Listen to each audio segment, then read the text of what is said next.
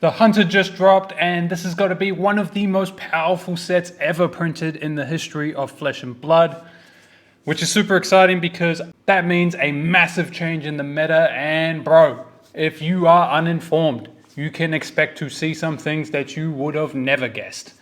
But quick note, I've been testing non-stop with multiple different highly competitive teams in preparation for the call in Memphis this weekend.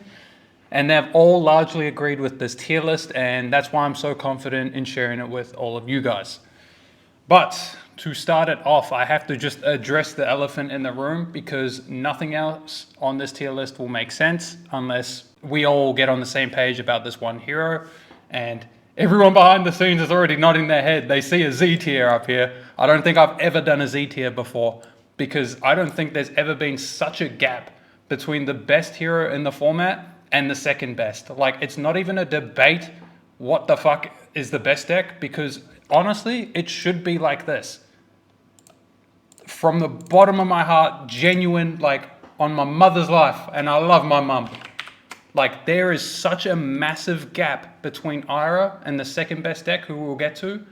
It's not even funny. You've probably seen and heard little hints of people putting out little tweets and stuff. You might have seen my tweet calling for an Upsticks ban. This is the fucking hero for it. People saying Zephyr Needle needs to get banned. I think if you ban Zephyr Needle, it's not enough. I think it will bring her down here, which is still the best deck in the format compared to every other deck. It's like insane. And so I've been playing it non-stop. I can break it down really clean for everyone. Essentially, Zephyr Needle is the strongest weapon in the game, hands down, because it has a massive downside that your opponents can pop it, right? Like, that's why they made it so overstated. With Go Again, natural, no requirements, but your opponent can pop it. But with the introduction of Retrieve, this downside isn't just alleviated. The downside legitimately becomes an upside in certain hands. In certain hands, if your opponent pops your first needle, you get +2 damage that turn cycle. But to explain the bread and butter of this deck, Upsticks plus blue is a 2-card 12 damage. Not value. We're not talking, oh, you get a block value here, or you get some resources here, or you get a potential draw. 12 damage. Damage trumps all when it comes to value, because you need to kill your opponent at the end of the day. 12 damage off 2 cards. That's 6 value per card with a card that you can run 9 of. You run 9 Upsticks. It's insane. It's so disgusting. To explain the play line, you go needle for 2, needle for 3, then you flick the first needle. So that's 6 damage right there. Now off of flick, you get to activate your Blood Splat chest, which is going to give you a resource. Now you play your Upsticks, retrieve the needle you just flicked, and you've got 1 extra resource to attack for 6. That's 2, 3, 1 from flick, and then a needle for 6. And notice, needle has Go Again. This is a 2-card 12 damage with Go Again. It's insane. It's so stupid. You're getting 6 value per card. 6 value is 2 cards. Like, you just played a 4-card hand, and like, that's an on-rate 4-card hand with 2 cards with Go Again. And if your opponent like does the previously correct play of putting a 3 block on the needle for 2 to pop it, who cares? You flick it anyway because it doesn't matter, and you just re-equip with Retrieve in the same turn, hit him again. So if your opponent blocks 3 on this 12, they still take 10. They still take 10. It's so absurd. So what are you going to do with these other 3 cards? Anything. Your Ira. You can go way more aggressive by like making them Go Again attacks, which we'll get into that soon. Or you can play a more defensive version against certain matchups. Maybe you want some D-reacts and you're trading damage with them, just outvaluing them. Sure, do whatever you want. The aggro version is definitely better though. But it's so insane because your opponent has to give you their whole hand to stop that 2 cards worth of damage. And you just, you have 3 more cards that turn cycle to do whatever the fuck you want with it. But the best part, do you want to know what the best follow-up, or I should say combination with that play is?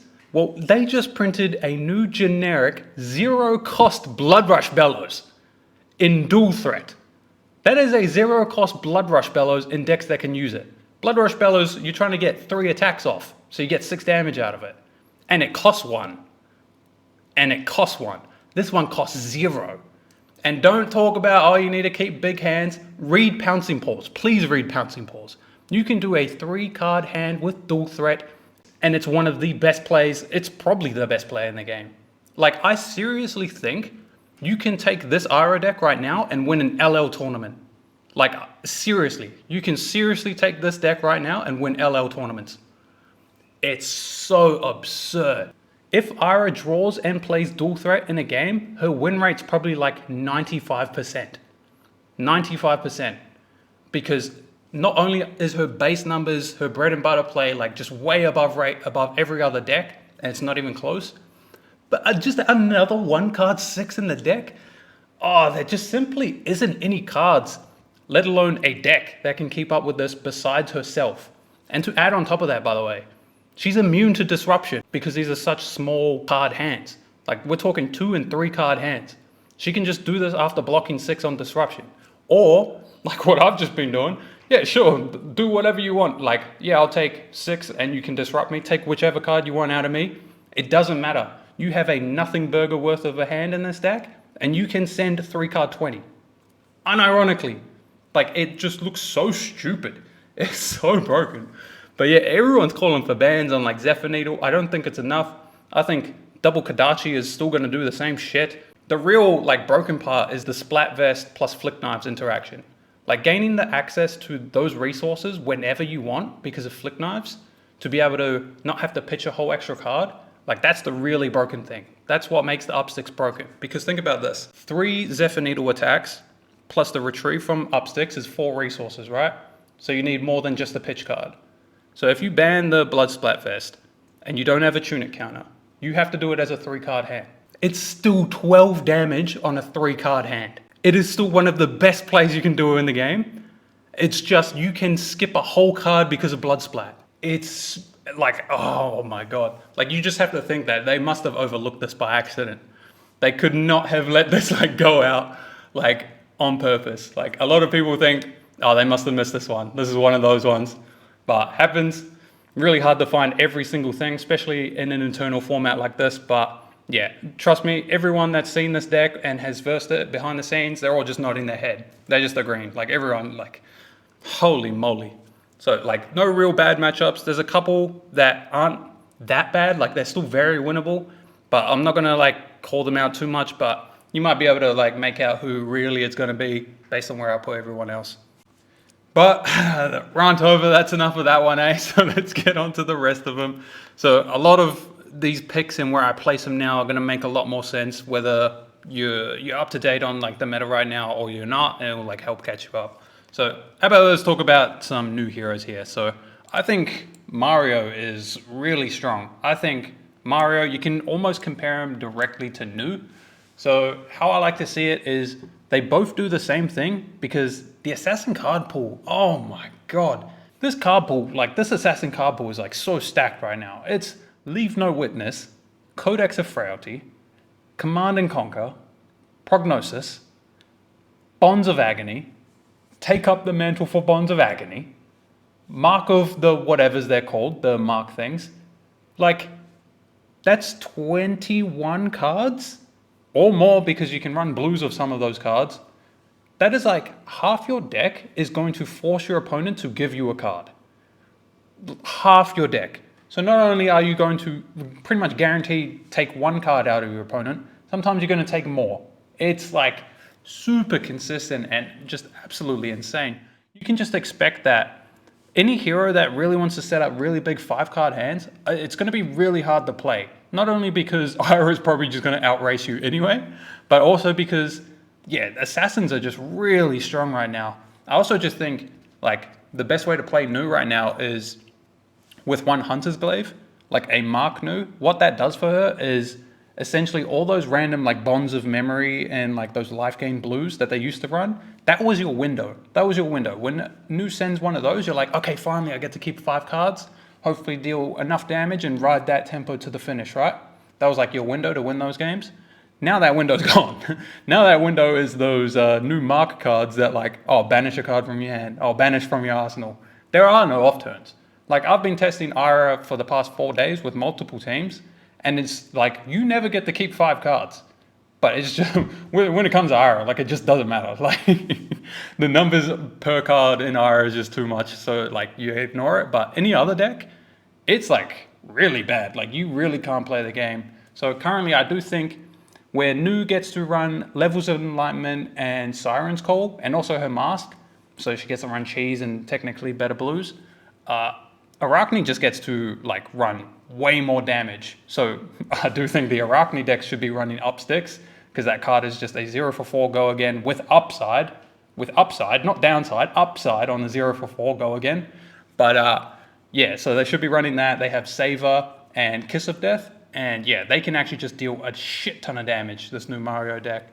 So yeah, where Nu has extra disruption, Mario trades that for damage, and damage is probably going to be king because you need to kill Ira fast. If you don't kill her fast while disrupting her a little bit, no one's racing it. So yeah, I have Mario slightly above Nu. Could be wrong as, like, the metas start to, like, take its form and all that, but yeah, for now I have it like this.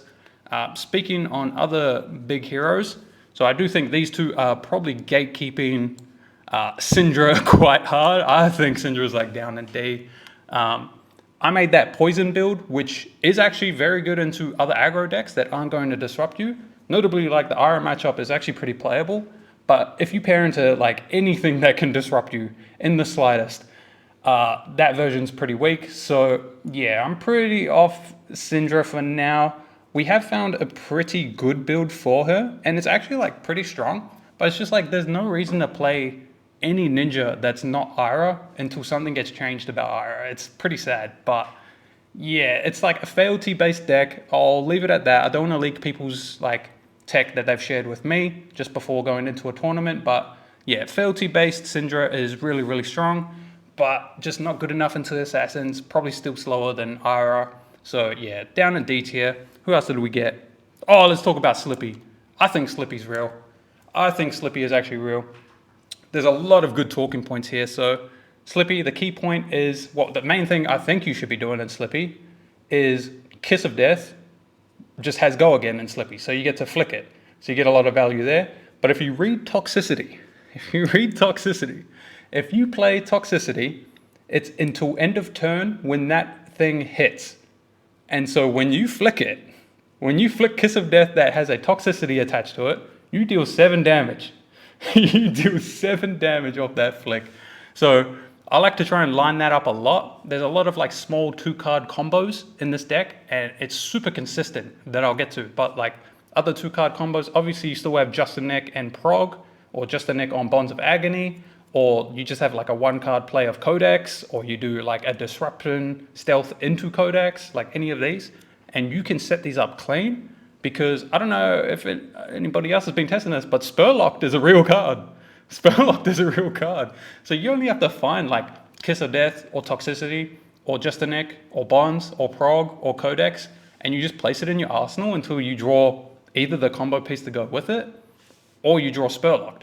And I like to call 4 or 5 every single time. If you do the math, then it's always worth it. If they call 6, you're happy that they take 6 for a card, whatever, as long as you can still send Disruption after. So not to give him, like, 6 cards. But yeah, Spurlocked is a real card. Setting up that Toxicity Kiss is a real thing. I do think Slippy probably has a better matchup than the other 2 Assassins into Ira, which is pretty funny because you can actually just one-shot her back if she doesn't respect you. But the problem is, into almost every other matchup, you are worse, strictly worse. So where you get a better Ira matchup, you're sacrificing everything else, which honestly might be a good thing in this meta going forward. Also, why did they make it that your opponent's stealth cards get go again? Like, he didn't need a downside on that. He didn't need to just sack the Assassin Mirror, in my opinion. Like, I'm not too sure why they attached that to him. Maybe it was an overlook. I don't know.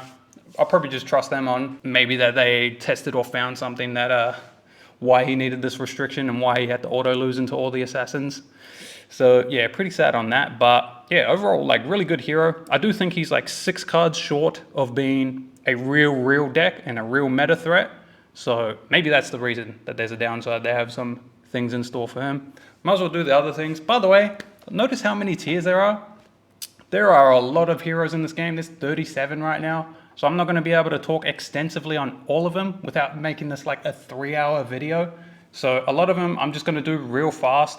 If you want the full explanation, I'll happily like answer in the comments. Like I have notes on everything, so I'll give you the book on it. But yeah, Arachne, bad hero ability, bad weapon, so probably at the bottom. Katsu's actually the worst hero now, thanks to the introduction of Shelter and also the flexes. So more defensive, generic bombs for all heroes.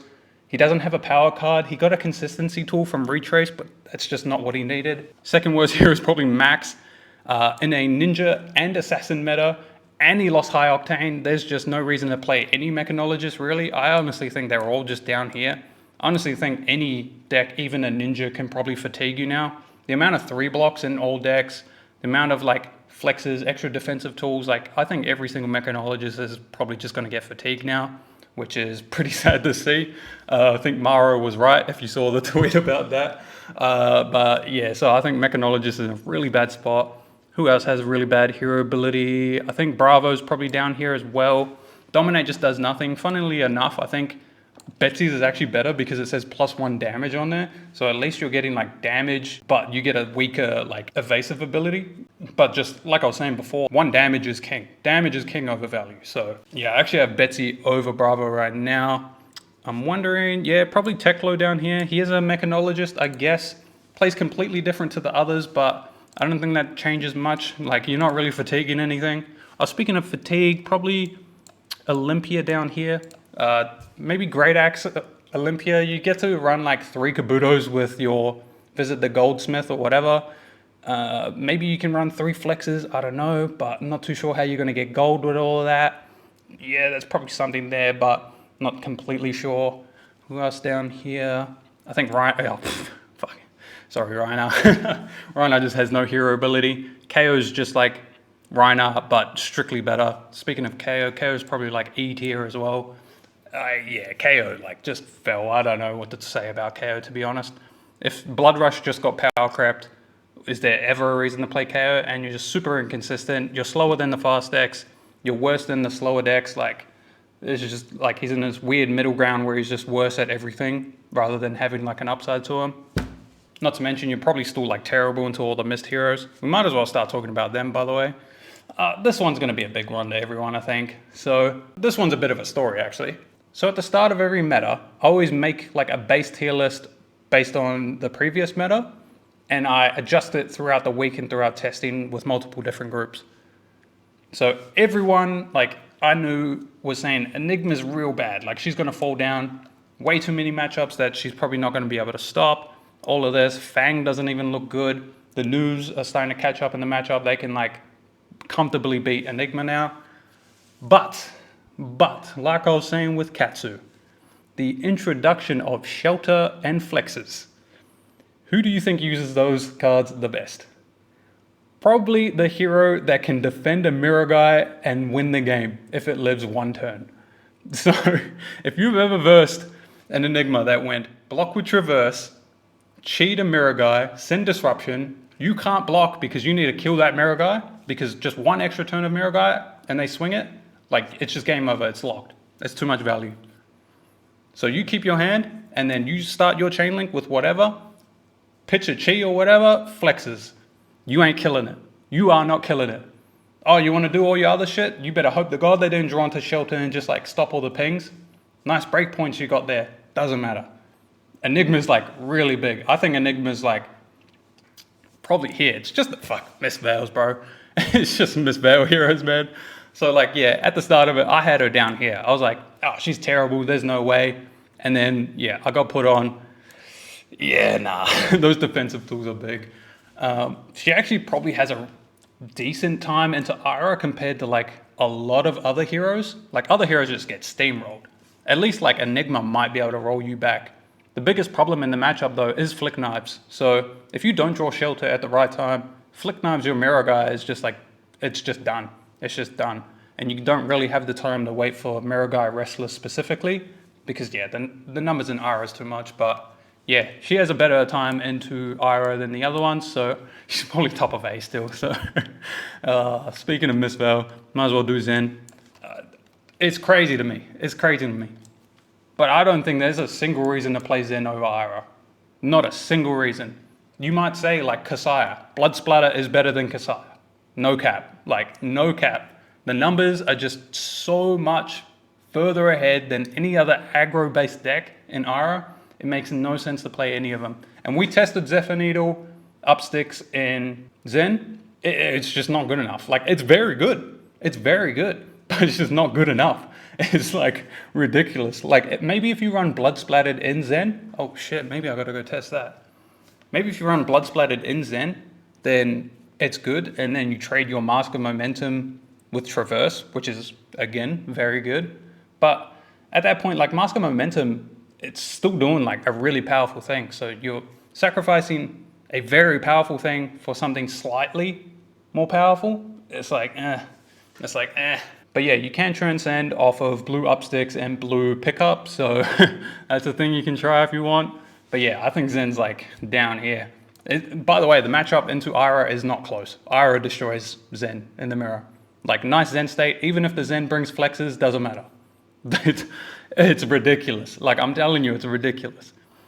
So there is a spot here in S. I have one hero in S because the matchup into Aura is an actual game. Like, you actually have to play a game. The only hero that can keep up with Aura aggressively is a high rolling Vis. If Vis like gets enough Malefics and draws into early Revels, early Mordreds, or the Become to find those cards and like set it up, yeah, they can actually race Aura. So it's like insane.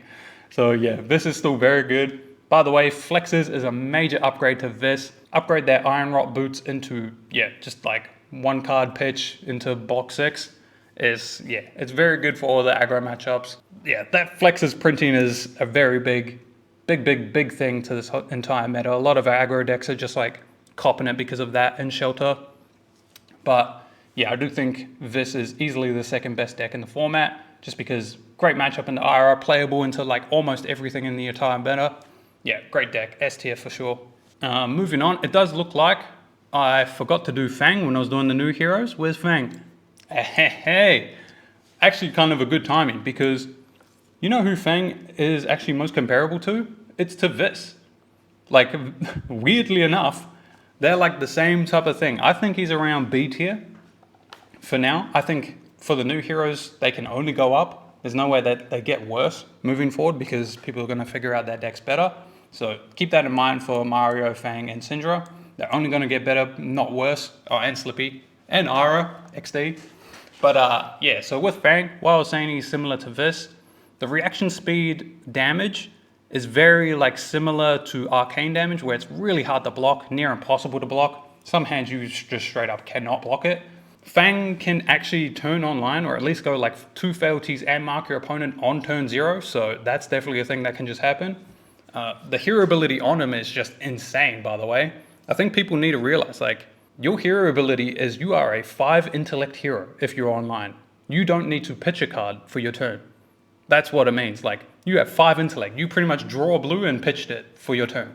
It's like, it's very good. He's actually a super complicated hero as well. He's more closer to a ninja than he is to a warrior. That's why I was like saying, like, you should probably compare him more to Vis than you compare him to like Kassai, that I see a lot of people doing. A lot of people running like Blade Runners, a lot of people running like Glint and all this. You need to think of it like a ninja. Like, you're not really blocking. You can't afford to block. All your good cards block too. So you're just trying to race people down. You have access to really powerful, like, massive combo turns because you are a 5 intellect hero, pseudo 5 intellect. And yeah, everything's just going right for him. The equipment suite in Warrior is just super powerful as well. Kabuto is very relevant. Holy moly, Kabuto's real strong. Also, he's probably the first Warrior to have like a great matchup into Enigma. I think that matchup's pretty good for him. I'm not gonna lie, reaction speed is going to like shoot him a lot, and you go wide on a lot of chain links. So yeah, I'm pretty big on Fang. It's just a problem in Aura. It's just always come back to that. I think you can play into almost anything else. A high rolling Fang's probably going to beat everyone, even Aura, to be honest. If they turn online by turn 1 or turn 2, like, game's probably over. Who else we got? Look at this. I have to like scroll up and down. Bro, there's too many heroes. Okay, I'm going to like speed run a couple. Let's do some wizards. I think Verdance is dog shit. By the way, okay. Okay, it's a Tog Grant. It's a Tog Grant. Why did they play it safe and make Ring of Roses legendary? Ring of Roses will never get anywhere near the same amount of value as Upsticks in a game that you play it on turn 0. You can play it on turn 0 and up 1 red Upsticks will outvalue the Ring of Roses, and you can play 9 Upsticks. Why did they play it safe on the wizard cards? I fucking hate it so much, man. It's so tilting. It's just frustrating as a wizard player, you know? Because they play it safe on the wizard cards, but then they release this Upstick shit with fucking Zephyr Needle, and it's, oh my god, it's so disgusting. But yeah, let's do some other wizards. I think Kano's probably top of E tier, to be honest. I think you have a place, there's a lot of disrespect, but like your deck's just so inconsistent. And the crazy thing is, I think he's a more consistent Azalea to some factor, but I think Azalea's ceiling is probably higher. To explain Azalea for people that like maybe don't have enough practice against it, if the game is slow, Azalea wins. Like if you give him time to set up his big turn, you die. Like that, it's simple as that. Like you're just gonna get one shot.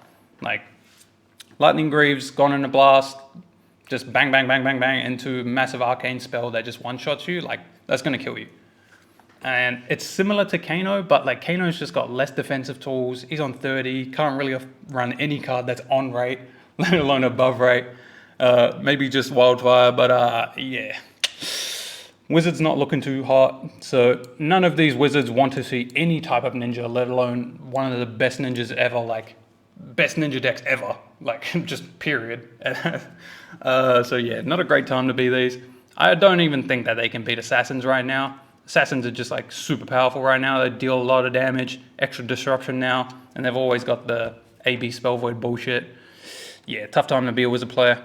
Aurora, so Aurora, I think she gets way worse. This is like hypothetical. This is one of the heroes I haven't really tested. I think she gets way worse because the flexes and shelter hurt her a lot. So breakpoints of 4 matter way less if they draw into shelter and pitch it. And then just block 3, block 3, block 3, do whatever.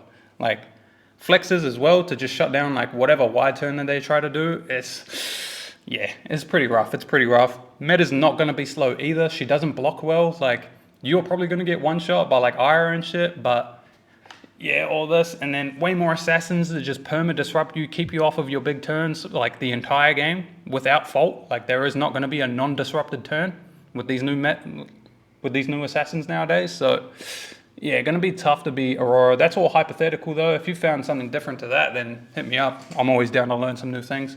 But yeah, I think she's top of C, around there. Azalea. I think Azalea should, in theory, have a decent matchup into Ira, better than most others. She's probably like bottom of B, top of C, probably same thing as that.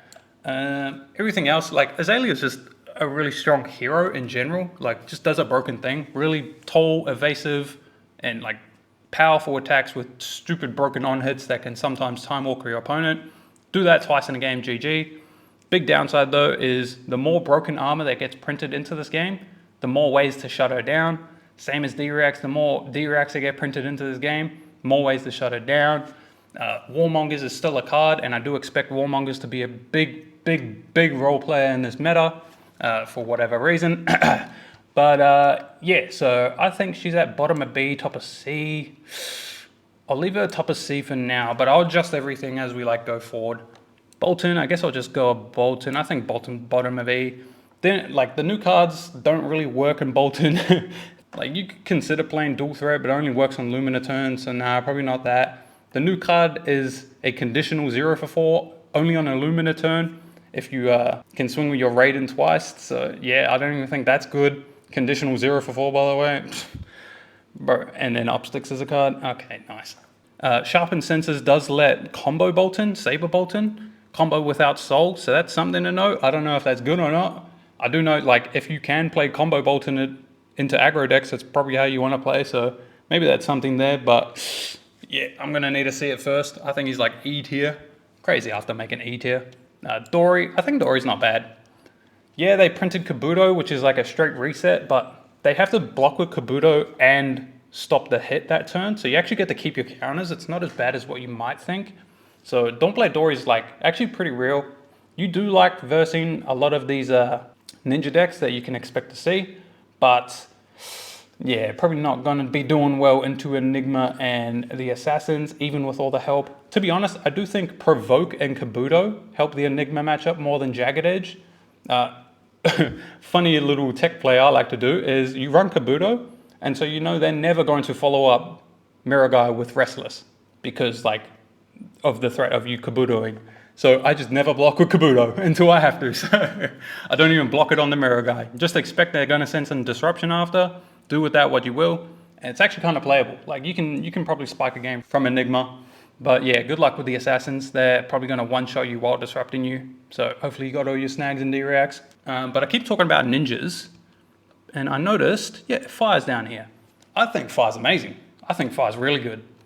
I think, so before we discovered the Zephyr Needle Ira, before we got put onto it, I was testing a lot of Fire. And Fire got so many new starters. The most powerful card that Fire actually got, in my opinion, is actually Blue Dragon Power, which is now your blue base gets access to a finisher, which is super key because you really didn't want to go over 8 finishes in your Fire deck because of the risk of drawing multiple in multiple turns. And so being able to have it in your blue base is so nice. And it's also a 2 power, which means it turns on your Shuko. So it's like actually coming in for 6 as a blue. It's like, oh, creme de la creme. And then also all those fealty cards, I underrated them at first. I talked about it in Cindra a little bit, but the fealties essentially equal a resource or 2 or a damage later in the game. So you can think of like, I forgot what they're called, Devotion and the other one, whatever they do, like you can consider all these fealty cards that they're just like giving +1 value somewhere. And sometimes the value's damage. Damage not equal to value, you know the drill. But yeah, I think Fire is really strong. I think Fire actually has a pretty playable matchup into Ira. You're just that consistent. Every single hand, you're just throwing 16 or 4 cards. It's consistent. The ceiling's not as high as Ira, but the floor like is debatably comparable. Got enough starters, got enough enders. Yeah, I like Fire. You know who doesn't like Fire, by the way? I'm gonna shout out Riptide real quick. Riptide's fucking back, baby. Okay, I think Riptide's like very strong right now. Actually, I don't think he's the same level as there. I think Riptide's like here. I think it's like that. Riptide is one of the heroes that actually has a very playable matchup into Ira, and that's just a big enough deal on its own.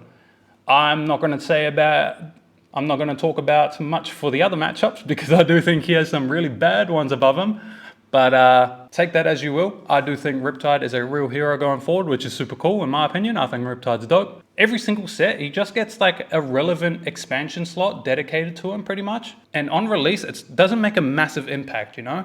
But you don't feel the impact of these new cards until like 2 or 3 sets later, where essentially he has 9 new cards in his deck. And what I'm talking about is Plan for the Worst last set, and actually the new trap Chain Reaction, which is funnily enough a nice upgrade if you ignore all the text on it, except for it's a yellow, so you can play your entire turn off of it.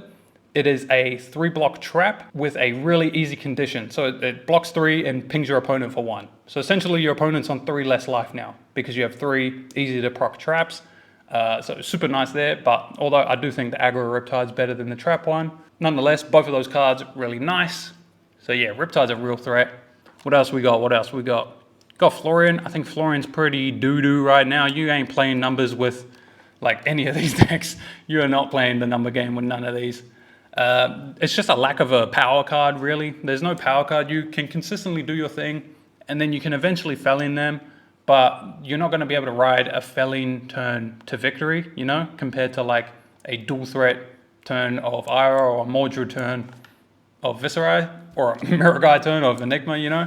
So yeah, there's just a big discrepancy here. It doesn't even have like a Blood Rush turn like like some people down here. So yeah, lack of power turn. Jarl, I do think Jarl's not bad actually. Has a pretty decent matchup into a lot of the new decks that just got introduced. Still has the same problems as before, where yeah, you're probably not beating Nu, you're probably not beating this guy, you're probably not beating Vis either. Just gonna get stacked. I don't think you're beating Ira. It's just that broken of a deck. But all in all, Jarl like is in a good spot against like a lot of these random decks here, where you're just not gonna let them play the game essentially. Ice is ice, broken. While we're here, I do think the better or best Guardian in the entire set is Victor. I think Victor's just better Jarl to a sense. I'd put Victor like here. I think he's got a lot of really good matchups when ninjas come back. I think people forget that historically, before Victor came out, Fire was the best deck in the format. Why did Fire leave the format, do you think? There was one matchup, I'm telling you. So like, it's not an exaggeration. Like Victor wants to verse all the ninjas. You still have all the problems that you did before with the Enigma and new and stuff, but yeah, you've got a lot more good matchups that you want to see. And I do think you're slightly better than Jarl because you might be able to just hire her and kill some people. Who next? So Kassai. Honestly, Kassai's not that bad. She didn't really get any upgrades, but yeah, I'll probably put her top of E. Sharpened Senses is nice. I don't think she got really anything else. Everything else says dagger and you run double sword. So pretty sad on that. But yeah, Sharpened Senses, maybe that's an upgrade. 0 for 2, might just fit because it's a yellow for your golds. I don't know, matchups still seem bad at the top. You ain't beating Ira. Yeah, really good deck. Like last meta, it was Levia. She's probably like up here. You're probably more consistent than these heroes. Blood Rush still a powerhouse. Carrion Husk pretty good. Scowling Fleshbag really nuts. Scab, damn, I'm naming a lot of cards right now. Scab Skins, just Dread Screamer's a powerful card. Your Demi hero is really good. A lot of things going for her, but you're just a double-edged sword because you are a shadow hero. And they are just a flippy talent in general. And other shadow hero is actually Vynnset. And so yeah, I'd put Vynnset like probably right next to her. Just not only is she I guess Brute's also super flippy class, but Runeblade is also really flippy as well. I will say Cole though is probably a big enough upgrade to put her up a little bit. Cole is just a do everything card for her. It's just like a really nice standard consistency piece. Makes your offhand actually relevant and be able to pseudo give something go again with the Eloquence token if you can play it at instant speed. It's disruption. It's like a Scowling Fleshbag that you can draw into against opponents or leave in your banish. Turn extender, yeah, disruption. It's a 1-card hand to help you kill mirror guys more consistently by swinging your flail, which costs a life. Now you can play it at instant speed, right? And what that does is if you do it in response to the rune chant, they can't stop the rune chant. So it's just going to clear the whole ward board and also disrupt them, which is super powerful in that matchup. So yeah, I could see her being maybe even up a little bit. So don't hate that. Cult does a lot for the deck. You can cut out some other dog shit cards. But yeah, you're also a Runeblade. You get Runeblade hands. Hey, Cole's a Runeblade hand card that you can banish and do something with later. So yeah, not looking too bad for Vynnset now that I think about it. I'll put her there. Prism's, I was about to say Prism's not bad, but yeah, you're not beating Ira. Like you're getting destroyed by Ira. This is a terrible matchup. You might be able to Herald Bash some other people. I don't know about the Assassins. Honestly, you can probably race Prism as Mario as well. Maybe you beat the Noobs, maybe. But yeah, I can see like Arachne, his damage numbers are just that good. Being able to run up sticks and Saver and just buffing up massive daggers into their disruptive attacks. Like, yeah, a pretty bad place to be if you're a Prism, in my opinion. So probably top of D. And then Uzuri. Honestly, I have not much testing with Uzuri. I know the Graphenes are good for her. Not too sure about everything else though. I think she's probably around D if I had to assume. Like she can't really use the new stealth cards. I'm not too sure. Maybe you can make a Mark Uzuri deck, but not too sure what the selling point would be over Mario or Nu. But yeah, I would think this is the tier list for this upcoming meta. Of course, everything can shift up and down except for Ira. That's fucking clearly Z tier. It's just not even up for debate. I'd be pretty confident if this was my idea going into the Calling Memphis this weekend, if I was to go. Having this lets you understand what sideboard tech and what decks you need to be prepared for and like actually have an understanding of the matchup into. So hopefully this helps anyone that's going there. Yeah, so overall, hopefully this video is helpful. And yeah, ban Ira.